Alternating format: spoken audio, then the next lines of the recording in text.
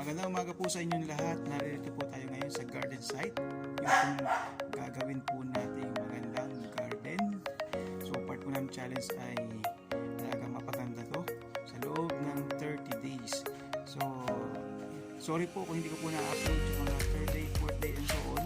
Kasi medyo gusto ko po ma-surprise po kayo sa ano magiging itsura gamit yung mga recycled materials natin. So kinuha ko pa po sa Agora Pagdilaw at talagang gusto ko po ay yung wala akong masyadong gagastusin para at least ay makatulong din po ako sa environment natin, yung mga basura gamitin natin para makatulong.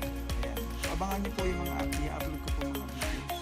So dito po ako ngayon sa ilalim ng puno ng aratilis. Alam niyo po ba yung aratilis na to ay 4 na buwan na po ang edad. So namumunga na at araw-araw po ay maraming ibon. So yung mga bunga na hinog na nasa taas para po sa ibon yun. Yung mga nasa baba na bunga ay para sa akin. So abangan niyo po